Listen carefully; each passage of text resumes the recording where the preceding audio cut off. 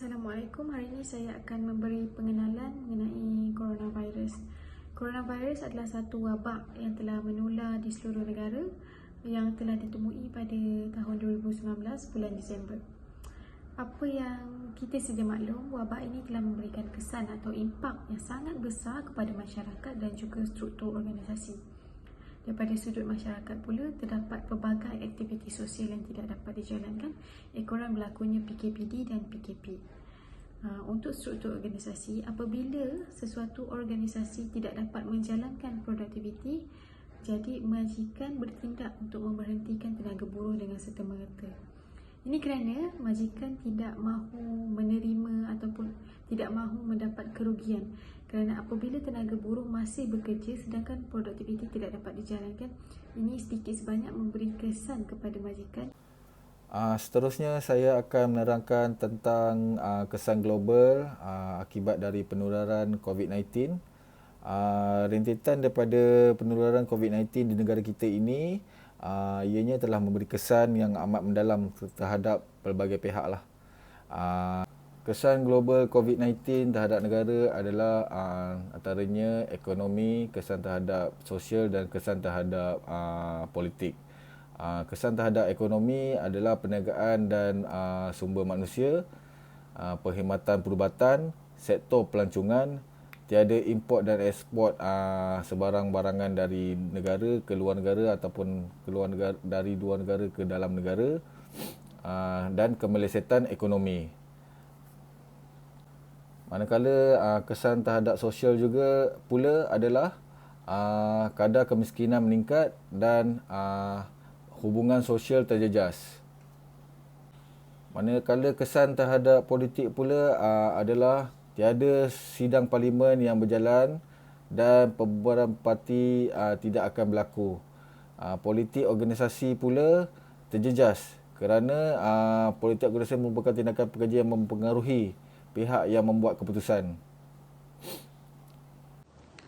Intervensi adalah campur tangan ataupun tindakan ataupun langkah yang diambil oleh individu ataupun kumpulan untuk memperbaiki ataupun mengatasi sesuatu masalah yang timbul.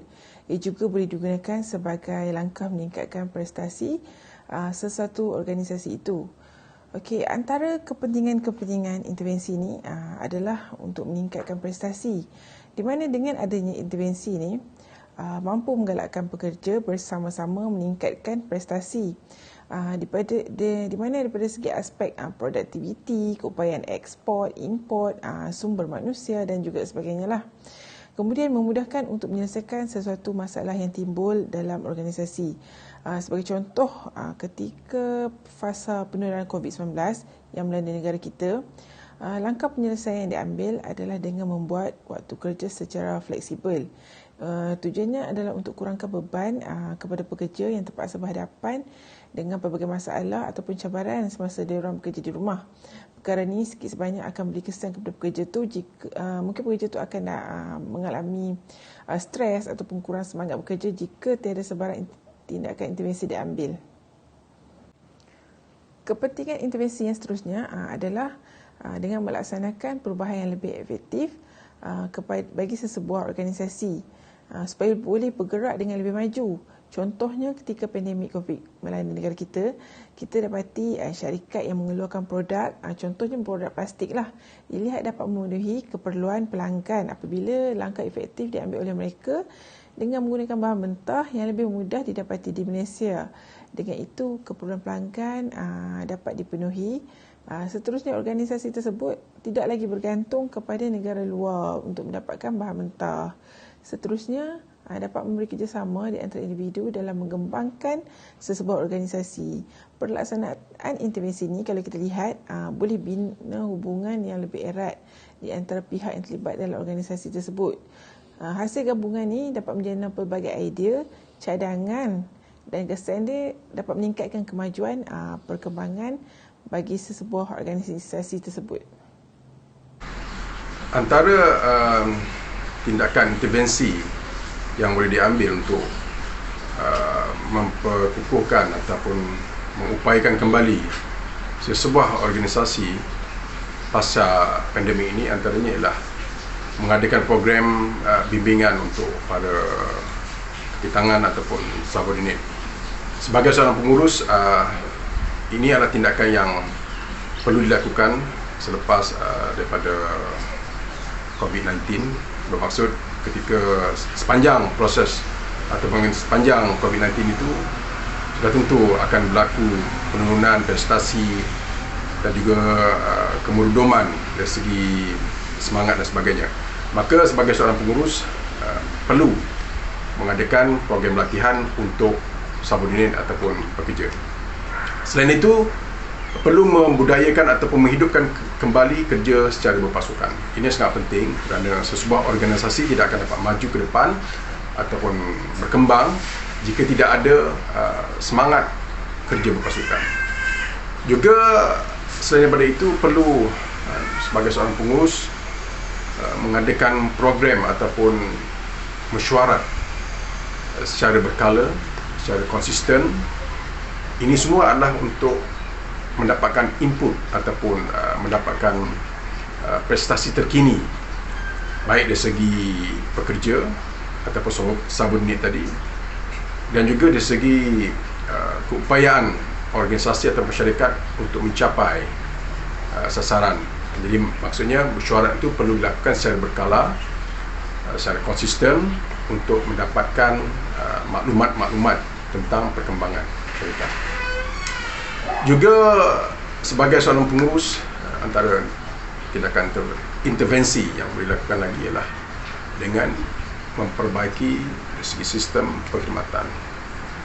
Jadi ini sebagai satu bentuk tindak balas organisasi selepas mendepani situasi COVID-19. Bermaksud perlu ada penambahbaikan dalam sistem perkhidmatan dan juga menerapkan kaedah moden bagi latihan di tempat kerja. Jadi bermaksud kaedah moden ini sesuai dengan peredaran zaman.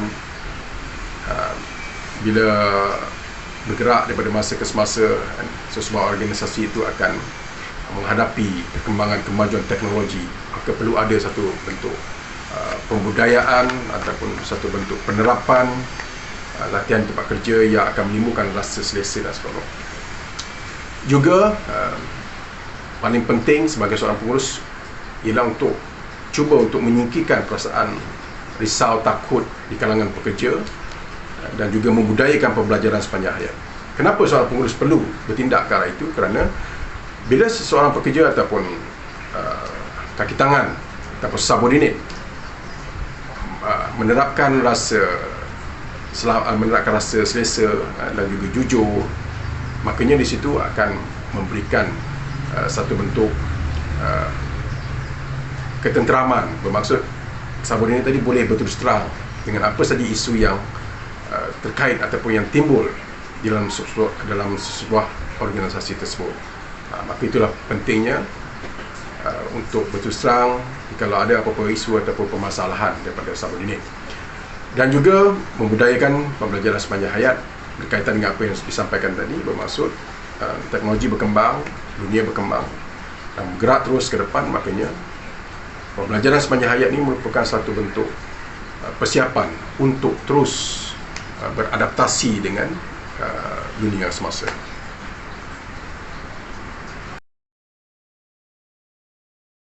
Secara keseluruhan, apa yang dapat disimpulkan sepanjang COVID-19, dunia ataupun secara global melalui fasa yang agak sukar, dan termasuklah kita di Malaysia ini.